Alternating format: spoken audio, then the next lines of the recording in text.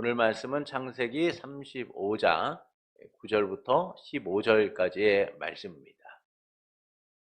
야곱이 밧단 아람에서 돌아오매 하나님이 다시 야곱에게 나타나사 그에게 복을 주시고 하나님이 그에게 이르시되 내 이름이 야곱이지만은 내 이름을 다시는 야곱이라 부르지 않겠고 이스라엘이 내 이름이 되리라 하시고 그가 그의 이름을 이스라엘이라 부르시고 하나님이 그에게 이르시되 나는 전능한 하나님이라 생육하며 번성하라 한 백성과 백성들의 종애가 내게서 나오고 왕들이 내 허리에서 나오리라. 내가 아브라함과 이삭에게 준 땅을 내게 주고 내가 내 후손에게도 그 땅을 주리라 하시고 하나님이 그와 말씀하시던 곳에서 그를 떠나 올라가시는지라. 야곱이 하나님이 자기와 말씀하시던 곳에 기둥 곧 돌기둥을 세우고 그 위에 전제물을 붓고 또 그 위에 기름을 붓고 하나님이 자기와 말씀하시던 곳의 이름을 베델이라 불렀더라. 아멘.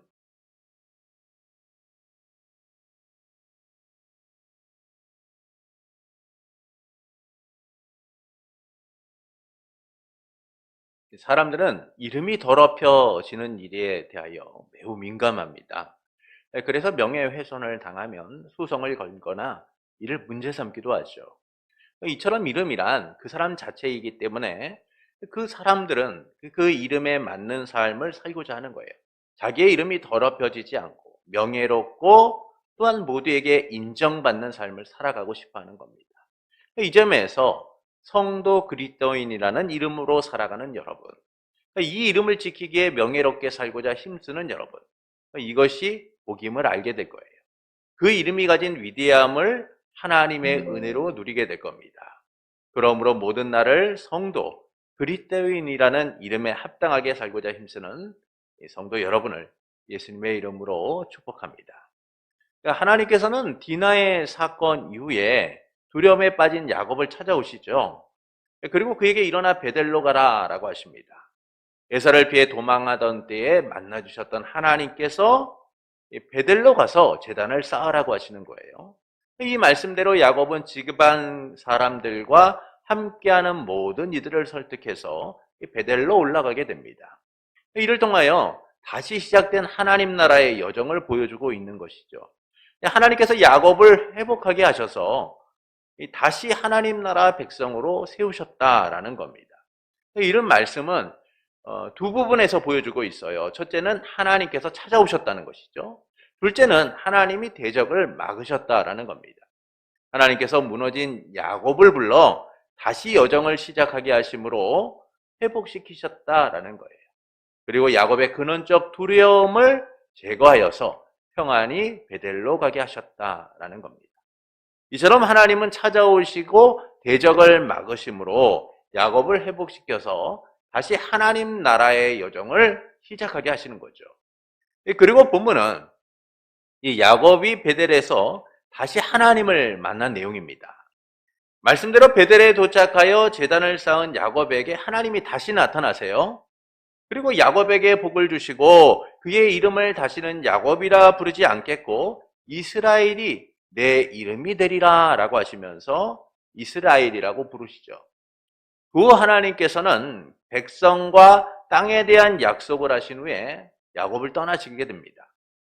이에 야곱은 말씀하셨던 곳에 기둥을 세우고 그 위에 부어드리는 제물을 드리고 기름을 붓고 그곳을 베델이라고 부르게 돼요.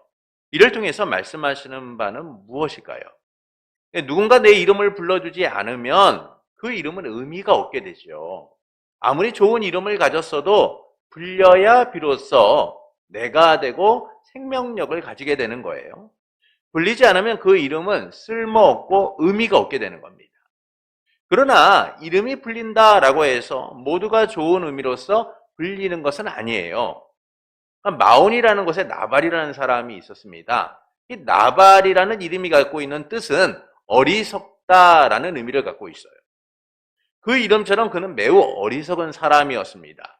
양이 3,000마리, 염소가 1,000마리나 있을 정도로 굉장한 부자였지만 또한 그에게는 아름답고 지혜로운 아내가 있었지만 그는 너무나 완고하고 악한 자였어요. 매우 어리석은 자였습니다.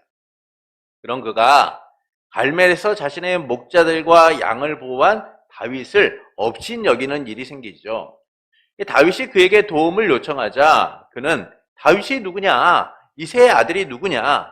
내 빵과 물과 내 짐승을 가져다가 어디서 왔는지도 모르는 그에게 준다는 것은 말도 되지 않아. 나는 그가 누군지를 모르겠어. 라고 조롱을 합니다. 이에 분노한 다윗은 그를 죽이려고 하죠. 이때 다윗의 이야기를 들은 그의 아내 아비가일이 서둘러 다윗을 위한 음식들을 준비해서 그를 찾아가게 됩니다. 그녀는 다윗을 만나 엎드려 말하죠. 네 주여, 잘못은 저에게 있습니다. 여종의 말을 들어주십시오. 네 주께서는 이 불량한 사람 나발에게 마음을 쓰지 마십시오. 그는 그의 이름과 같으니 그의 이름이 나발이고 어리석은 사람입니다. 아비가일은 지혜로운 말로써 다윗을 설득하여 그의 마음을 돌리게 됩니다. 그래서 다윗은 나발에게 보복하지 않을 것을 약속하게 되죠. 이때 나발은 자기가 처한 상황도 모르고 잔치를 벌이고 흥에 겨워 술에 취해 잠이 들어 있었어요. 다음 날 아침 술에서 깼을 때 아비가일로부터 모든 이야기를 듣게 됩니다. 이 이야기를 들은 나발은 낙심하여 몸이 돌처럼 되죠. 그리고 하나님께서는 약 열흘 후에 이 나발을 쳐서 죽게 하세요. 이 나발이라는 이름처럼 그는 매우 어리석은 삶을 살다가 마치게 됩니다. 이처럼 이름이 불린다라고 해도 모두가 좋은 의미로서 불리는 것은 아니에요. 그래서 사람들은 좋은 이름을 갖고 싶어하고 좋은 이름대로 불리기를 원하고 그 이름이 영향력이 있기를 원합니다. 이 점에서 야곱이라는 이름도 좋은 이름이 아니죠. 야곱이라는 이름은 발꿈치를 잡은 자, 속이는 자, 대신 들어앉은 자다라는 의미를 갖고 있어요. 이처럼 야곱의 인생은 속이는 인생, 남의 것을 빼앗는 인생이었습니다. 그런데 하나님께서는 이 야곱을 이스라엘이라 부르신다라고 하세요. 속이는 인생이 아니라 하나님과 또한 사람과 겨루어 이긴 자로서 불려지게 될 것이다 라고 합니다. 이미 이스라엘이라고 하셨으면서도 하나님은 다시 야곱이라고 부르지 않고 이스라엘로 부르시겠다라고 하고 계신 거죠. 야곱에게 새 이름을 주시고 그를 부르신 거예요. 그 삶의 의미를 부여하고 계신 것이죠. 그리고 하나님께서는 백성에 대한 것과 땅에 대한 약속을 하십니다. 이를 통하여서 말씀하시는 바는 무엇일까요? 하나님께서 야곱이 이스라엘이 되게 하신 거예요. 그 하나님 나라의 계승자로 세워졌음을 확정하신 겁니다. 그가 이스라엘로서 살아가도록 하나님 나라를 누리는 자로 살게 하신 거죠. 그래서 하나님께서는 야곱에게 이스라엘로 살아가도록 다시 약속하고 계신 거예요. 하나님 나라의 확정된 계승자로서 살아가도록 복을 주고 계신 겁니다. 그 복이 바로 하나님 나라에 대한 약속인 거예요. 이는 야곱이 밧단 아람을 향할 때 베델에서 약속하셨던 그 약속, 그 하나님 나라의 약속이 담겨져 있는 겁니다. 창세기 28장 13절부터 15절을 좀 보시겠습니다. 창세기 28장 13절부터 15절입니다. 또 본즉 여호와께서 그 위에 서서 이르시되 나는 여호와니 너의 조부 아브라함의 하나님이요 이삭의 하나님이라. 내가 누워있는 땅을 내가 너와 네 자손에게 주리니 내 자손이 땅의 티끌같이 되어 내가 서쪽과 동쪽과 북쪽과 남쪽으로 퍼져나갈지며 땅의 모든 족속이 너와 네 자손으로 말미암아 복을 받으리라. 내가 너와 함께 있어 내가 어디로 가든지 너를 지키며 너를 이끌어 이 땅으로 돌아오게 할지라. 내가 내게 허락한 것을 다 이루기까지 너를 떠나지 아니하리라 하신지라. 이 말씀처럼 하나님께서는 야곱과 다시 하나님 나라에 대한 약속을 하고 계신 거예요. 처음 베델에서 만나 하나님 나라의 약속을 하셨던 하나님이 다시 베델로 찾아오셔서 하나님 나라의 약속을 하고 계신 거죠. 하나님이 누구신지를 소개하며 백성과 땅에 대한 약속을 하고 계신 거예요. 그러나 본문의 약속은 창세기 28장에 하셨던 약속과 다른 점이 있음을 우리가 볼 수 있습니다. 그것은 28장의 약속이 하나님 나라 계승자임을 인정하시고 삼으실 것에 대한 약속이라면, 본문은 하나님 나라 계승자로 야곱을 확정하고 계시다라는 거예요. 그래서 하나님은 야곱을 이스라엘로 부르신가 하나님의 나라에 대한 약속을 다시 선언하고 계신 거죠. 이는 야곱 가문의 첫 하나님 나라 계승자였던 아브라함의 약속과 일치함을 우리가 발견하게 됩니다. 그래서 본문은 단순히 28장에 약속하셨던 그 베델의 약속이 성취되었다. 하나님이 다시 그 베델의 약속을 하고 계신다라고 말해주는 게 아니에요. 베델의 약속의 성취를 넘어서 아브라함 약속의 성취가 이어지고 있다라는 사실을 보여주고 있는 것이죠. 곧 아브라함에게 약속하셨던 하나님 나라 계승자로서 야곱이 확정되었다라는 겁니다. 이를 우리는 본문과 창세기 17장을 비교하여 함께 나누고자 합니다. 첫째는 야곱을 이스라엘로 부르신 거죠. 본문 10절과 창세기 17장 4절부터 5절입니다. 본문 10절과 창세기 17장 4절부터 5절입니다. 하나님이 그에게 이르시되 내 이름이 야곱이지만은 내 이름을 다시는 야곱이라 부르지 않겠고 이스라엘이 내 이름이 되리라 하시고 그가 그의 이름을 이스라엘이라 부르시고 이제부로는 내 이름을 아브라함이라 하지 않고 아브라함이라 하리니 이는 내가 너를 여러 민족의 아버지가 되게 함이니라. 본문과 창세기 17장의 순서의 차이일 뿐이지 하나님이 아브라함과 야곱을 하나님 나라의 계승자로 삼으시는 과정에서 이름을 바꿔주고 계시다라는 사실을 우리가 발견하게 됩니다.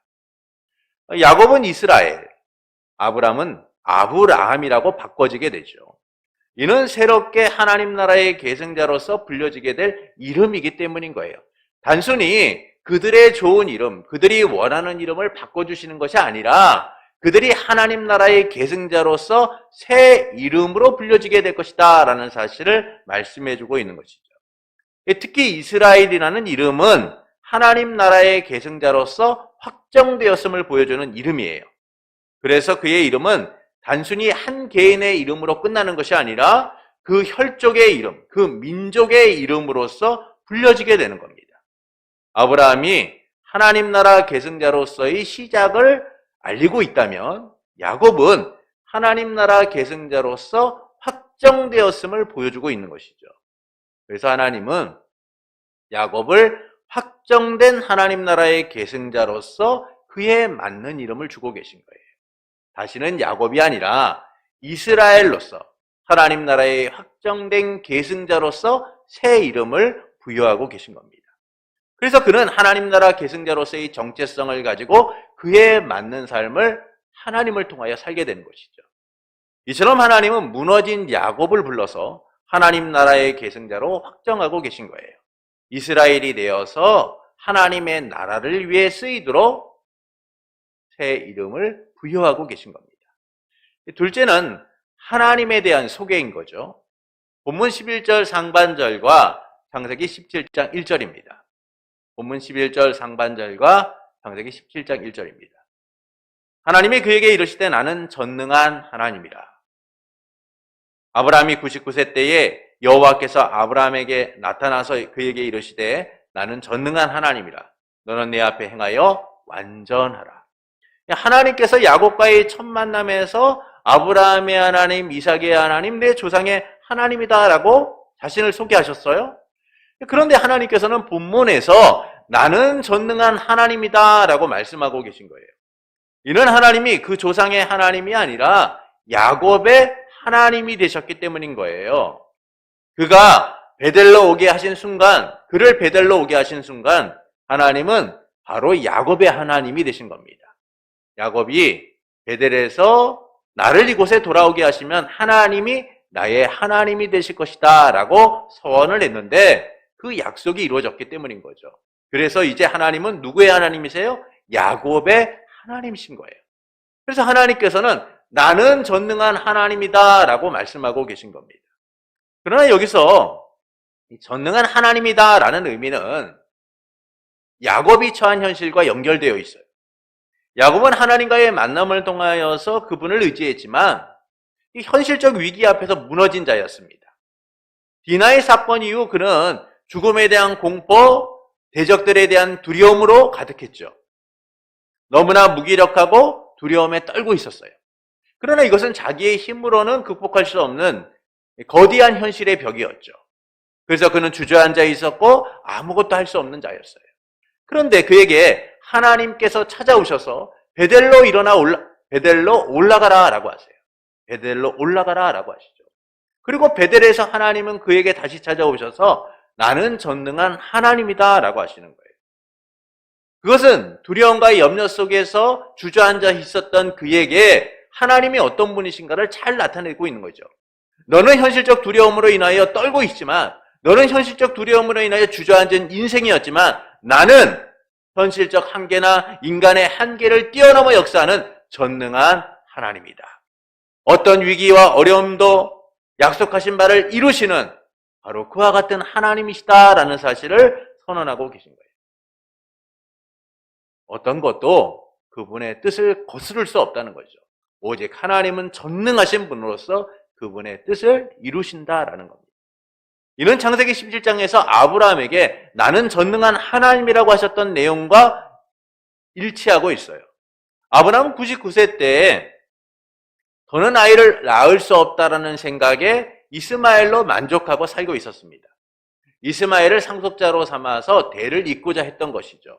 하나님의 약속을 이루고자 했던 거예요. 그런 아브라함에게 하나님은 13년 만에 다시 찾아오셔서 나는 전능한 하나님이다 라고 하시는 거예요. 너는 아들을 낳을 수 없다고 단정하고 포기하고 있지만 너는 그것을 행할 능력이 없다고 스스로 주저앉아 있지만 나는 자연의 법칙이나 생산의 법칙이나 인간의 한계를 초월하여 역사하는 전능한 하나님이다. 너희는 포기하고 있지만 나는 포기하지 않았어. 나는 내 뜻대로 그 일을 이룰 거야. 나는 전능한 하나님이기 때문이다 라고 하나님이 말씀하시는 거죠. 이처럼 하나님이 아브라함에게 전능한 하나님이라고 하시면서 그를 하나님 나라의 계승자로 다시 삼아주시는 거예요. 하나님의 약속을 이루실 것을 말씀하시고 이루어가시는 과정들을 우리는 보게 됩니다. 그리고 아브라함에게 전능한 하나님이라고 하셨던 것처럼 야곱에게도 하나님은 전능한 하나님이라고 하심을 통하여 야곱 또한 아브라함처럼 하나님 나라의 계승자로서 그 길을 가고 있음을 보여주고 있는 것이죠. 단지 아브라함과 야곱의 차이는 아브라함을 통하여 시작된 하나님의 약속이 야곱을 통하여 더욱더 구체화되고 있다라는 거예요. 그래서 야곱은 하나님 나라의 계승자로서 확정되고 있는 겁니다. 하나님은 그를 이스라엘로 부르심을 통하여 하나님의 나라를 야곱을 통해 이루실 것을 선언하고 계신 거죠. 현실적 한계, 위기, 모든 것을 초월하여서 하나님이 능히 그 일을 행하실 수 있는 분임을 알리시고 있는 거예요. 이처럼 하나님은 전능한 하나님이심을 선언하심으로 야곱을 하나님 나라의 계승자로 확정하신 겁니다. 그 일이 하나님에 의하여 이루어질 것을 말씀하고 계신 거죠. 셋째는 하나님 나라에 대한 약속인 거예요. 본문 11절 하반절부터 13절과 창세기 17장 2절, 6절부터 8절, 22절을 보겠습니다. 먼저 11절 하반절부터 17장 2절과 6절입니다. 생육하며 번성하라. 한 백성과 백성의 종이가 내게서 나오고 왕들이 내 허리에서 나오리라. 내가 내 언약을 나와 너 사이에 두어 너를 크게 번성하게 하리라 하시니 내가 너로 심히 번성하게 하리니 내가 내게서 민족들이 나며 왕들이 내게로부터 나오리라. 하나님께서 야곱에게 하셨던 말씀, 민족에 대한 약속, 백성에 대한 이 약속이 아브라함에 대하여 말씀하셨던 내용과 똑같다라는 사실을 우리는 발견하게 되는 것이죠. 또한 12절을 보십시오. 본문 12절부터 12절과 창세기 17장 7절부터 8절을 보시겠습니다. 내가 아브라함과 이삭에게 준 땅을 내게 주고 내가 내 후손에게 그 땅을 주리라 하시고 내가 내 언약을 나와 너 및 내 대대 후손 사이에 세워서 영원한 언약을 삼고 너와 내 후손의 하나님이 되리라. 내가 너와 내 후손에게 내가 거류하는 이 땅 곧 가나안 온 땅을 주어 영원한 기업이 되게 하고 나는 그들의 하나님이 되리라. 자, 하나님께서 백성에 대해 말씀하신 것으로 끝나지 않고 땅에 대한 약속도 하시죠. 근데 야곱에게 하신 약속이나 아브라함에게 하신 약속이나 같다라는 사실을 보여주고 있어요. 그리고 본문 13절과 창세기 17장 22절을 보십시오. 하나님이 그와 말씀하시던 곳에서 그를 떠나 올라가시는지라. 하나님이 아브라함과 말씀을 마치시고 그를 떠나 올라가셨더라. 여러분, 이 내용들이 얼마나 아브라함의 약속과 야곱의 약속이 일치하고 있는가를 우리는 발견하게 돼요. 결국 오늘 본문의 말씀을 통하여서 하나님 나라의 약속을 담고 있는 거예요. 근데 이 약속은 아브라함으로부터 시작된 약속이 야곱을 통하여 확정되어져 가고 있고 구체화되어져 가고 있다라는 사실을 함께 보여주고 있는 겁니다. 곧 야곱이 아브라함 약속의 계승자로서 확정되었다라는 것이죠. 결국 이 약속의 핵심은 하나님이 하신다는 거예요. 그를 베델로 올리셨듯이 이제 하나님 나라 백성으로 살아가도록, 이스라엘로 살도록 하나님이 약속하시고 그 일을 행하시겠다라고 말씀하고 있는 겁니다. 하나님 나라를 그분이 이뤄 그 약속 위에 야곱이 서도록 하시겠다라는 것이죠. 이 점에서 베델의 약속은 야곱이 아브라함 약속의 계승자로서 하나님에 의해 성취되고 그 삶이 지속되게 될 것이다 라고 말씀해주고 있는 거예요. 이제 너는 야곱이 아니라 하나님 나라 계승자로서 새 삶을 살아가게 되는 거죠. 야곱이 아닌 이스라엘로서 그 위대한 이름을 가진 자로서 하나님의 약속을 누리게 된다라는 겁니다. 세상에 속한 자가 아니라 하나님께 속한 자, 하나님 나라의 유업을 받은 자로서 살게 되는 거예요.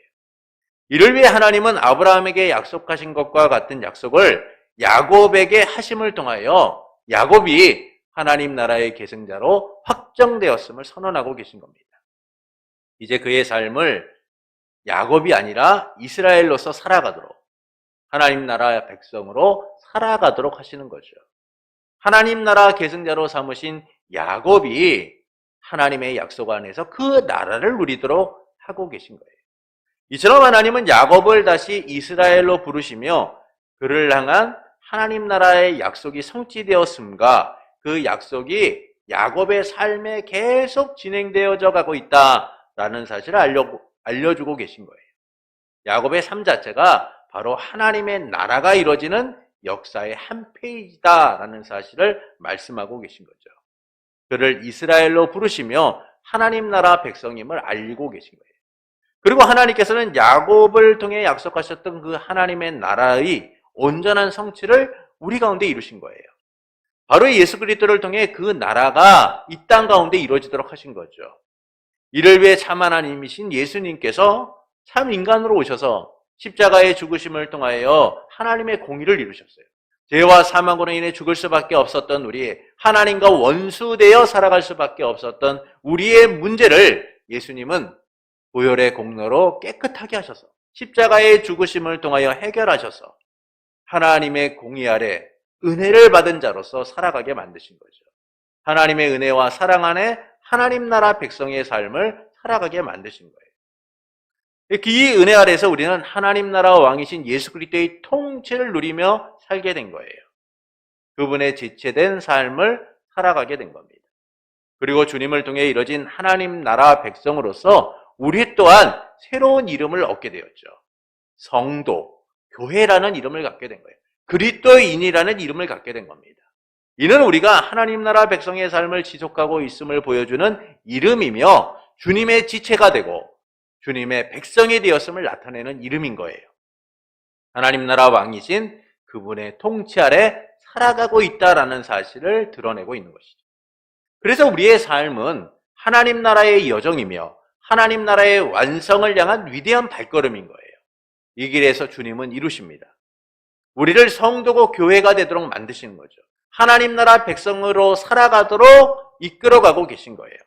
하나님의 나라를 이루시고 백성 삼으신 전능하신 하나님의 역사를 우리의 삶 속에서 누려가도록 주님은 선하게 우리의 삶을 인도하고 계신 거예요. 이를 통하여서 하나님께서는 우리가 어떻게 살아가기를 원하실까요? 성도, 교회로서 하나님께 영광을 돌리기를 원하시는 거예요. 그리스도인이라는 이름에 맞게끔 그 이름으로써 하나님께 영광을 돌리기를 원하시는 겁니다.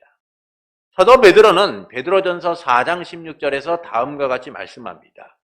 베드로전서 4장 16절입니다. 만일 그리스도인으로 고난을 받으면 부끄러워하지 말고 도리어 그 이름으로 하나님께 영광을 돌리라. 이 세상은 그리스도인이라는 이름을 하찮게 여기고 조롱해도 우리는 그 이름이 가진 의미를 세상에 보여주어야 해요. 그래서 우리의 삶이 왜 그들과 다른지, 왜 세상에 속하지 않았는지를 보여줄 수 있어야 하는 겁니다. 그것이 바로 우리가 하나님 백성으로 살아가고 있음을 나타내는 일이고 하나님 나라 백성으로서의 의무이기 때문인 거죠. 예수님께서 너희 빛이 사람에게 비추어서 그들로 너희의 착한 행실을 보고 하나님께 영광을 돌리게 하라라고 말씀하셨어요. 이처럼 성도의 삶은 어두운 세상을 향한 빛이 되는 삶을 살아야 돼요. 세상과 구별된 삶을 살아가야 되는 겁니다. 우리의 빛이 비침을 통하여, 우리의 착한 행실을 통하여 세상이 하나님께 영광을 돌리도록 만들어야 하는 거예요. 그래서 우리는 고난을 당해도 부끄러워하지 않고 그 이름의 위대함을 드러낼 수 있어야 됩니다. 우리가 누구인가? 우리가 성도라는 사실, 우리가 그리스도인이라는 사실, 우리가 교회라는 사실을 세상 속에서 보여줄 수 있어야 돼요. 세상이 조롱하고 멸시해도 그 이름으로 하나님께 영광을 돌릴 수 있어야 하는 겁니다. 그러나 안타깝게도 성도라는 이름이 그리스도이라는 이름으로 하나님께 영광을 돌리지 못하는 현실들을 볼 때가 많아요.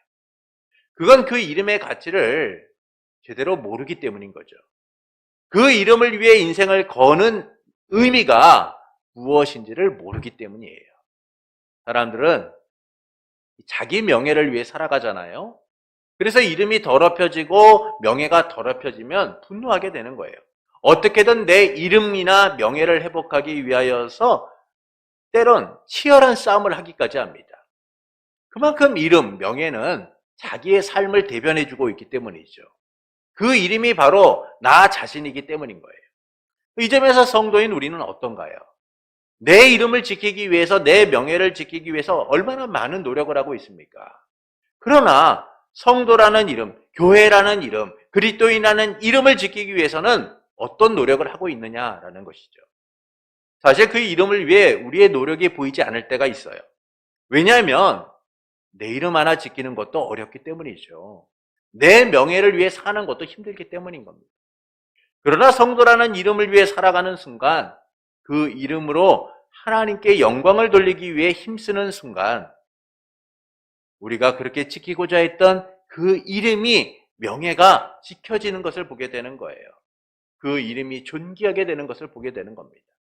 아니, 우리의 삶 전체가 인정받게 되는 거예요. 왜냐하면 우리는 하나님 나라 백성이기 때문이죠.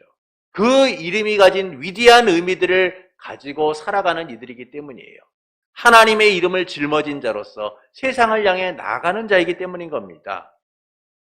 하나님께서 우리를 그 나라의 백성으로 살아가게 하시기 때문인 거죠. 그래서 우리는 하나님께 반응해야 되는 거예요.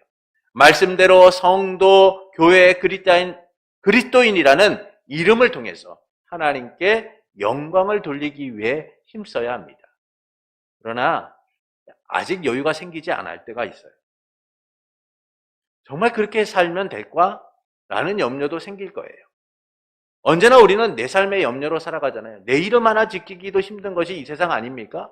그런데 성도라는 이름, 교회라는 이름, 그리스도인이라는 이름을 지키고 살아가는 일들이 얼마나 힘겹고 부담이 돼요. 그래서 염려도 따르고 그냥 내 이름 하나 지키고자 몸부림치며 살아가게 되는 것이죠.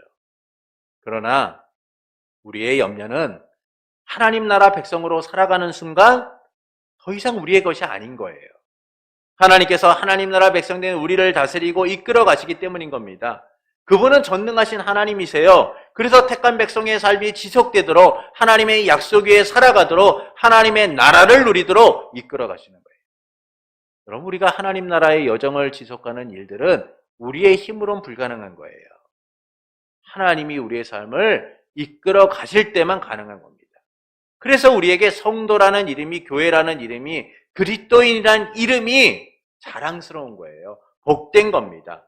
하나님이 우리의 이름을 통하여 구별된 삶을 살아가도록, 하나님 나라 백성의 삶을 살아가도록 역사하시는 거예요.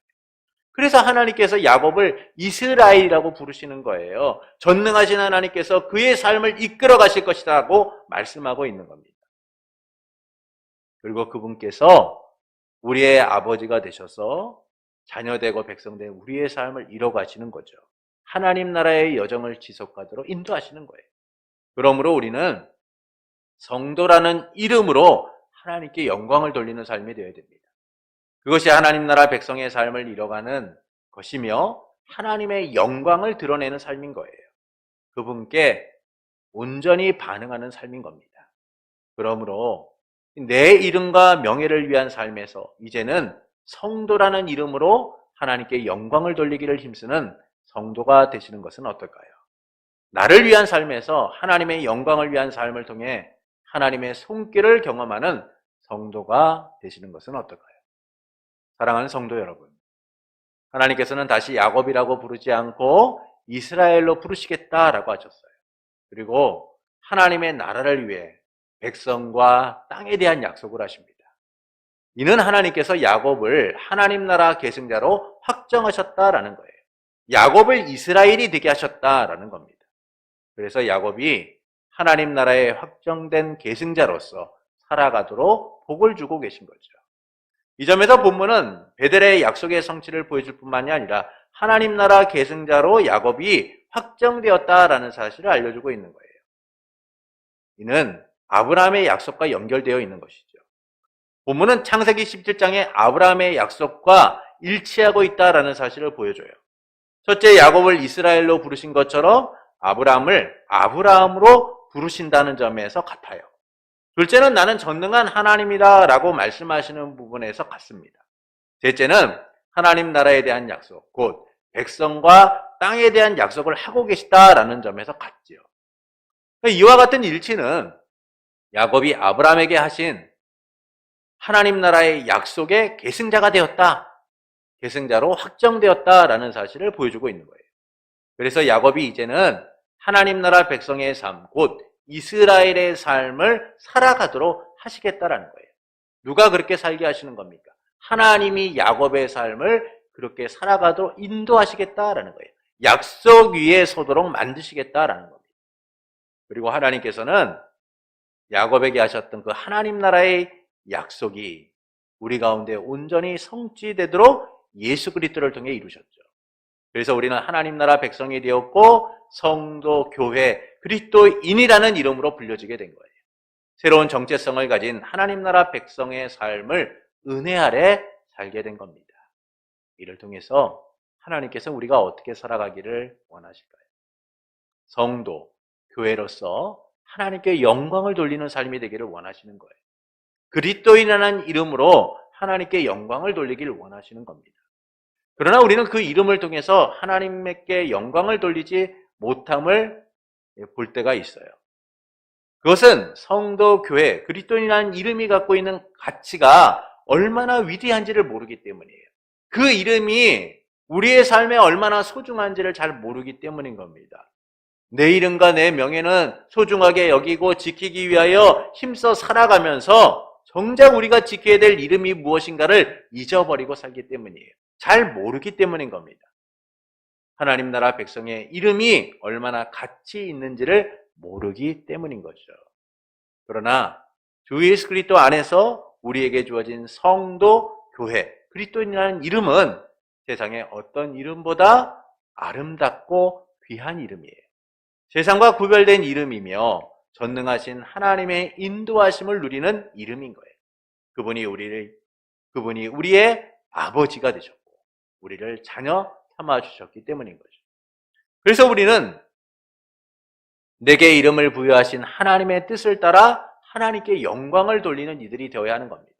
자식이 부모의 이름을 더럽히지 않기 위해 힘쓰는 것처럼 우리의 영적 아버지가 되시는 그 하나님의 명예와 이름을 더럽히지 않기 위하여 우리에게 주신 이름을 지키고 하나님의 이름을 짊어진 자로서 살아가는 이들이 되어야 돼요.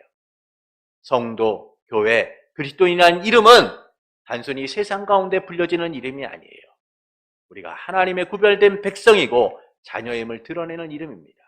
그래서 우리는 그 이름을 지켜나감으로 그 이름에 맞는 삶을 통하여 하나님께 영광을 돌리는 삶이 돼요. 그러나 이 일이 매우 힘드실 거예요. 성도 교회 그리스도인으로 살아가는 것은 세상과 역행하는 일이기 때문인 거죠. 세상의 방식을 거부해야만 가능해요. 그래서 저항, 고난도 받고 힘든 일도 겪기도 하죠. 정말 잘 가고 있나? 라는 생각도 드실 겁니다. 그러나 그 길만이 우리의 길인 거예요. 때론 좁은 길이고 때론 험난한 길이지만 그 길을 통하여 우리는 하나님께 영광을 돌릴 것이며 그분의 영광을 덧입는 삶을 살아가게 될 겁니다. 그러므로 내 이름과 명예를 위한 삶에서 이제는 성도라는 이름으로 하나님께 영광을 돌리는 성도가 되시는 것은 어떨까요? 나를 위한 삶에서 하나님의 영광을 위한 삶을 통해 하나님의 손길을 경험하는 성도가 되시는 것은 어떨까요? 그때 전능하신 하나님의 위대한 손길을 경험하게 될 거예요. 하나님의 약속이 우리의 삶의 구체화됨을 보게 될 겁니다. 그래서 힘들지만 여러분 힘내십시오. 함께 가십시다. 이 길에서 우린 주의 영광을 볼 것이며 기쁨으로 충만하게 될 겁니다. 그러므로 성도, 교회, 그리스도인이라는 이름으로 하나님께 영광을 돌리기를 원하는 성도 여러분에게 하나님의 나라를 약속하시고 그 나라 백성으로 삼으신 삼위일체 하나님 안에서 날마다 하나님 나라 백성의 정체성을 드러내며 그 복을 누리는 성도의 삶이 되기를 예수님의 이름으로 축원합니다.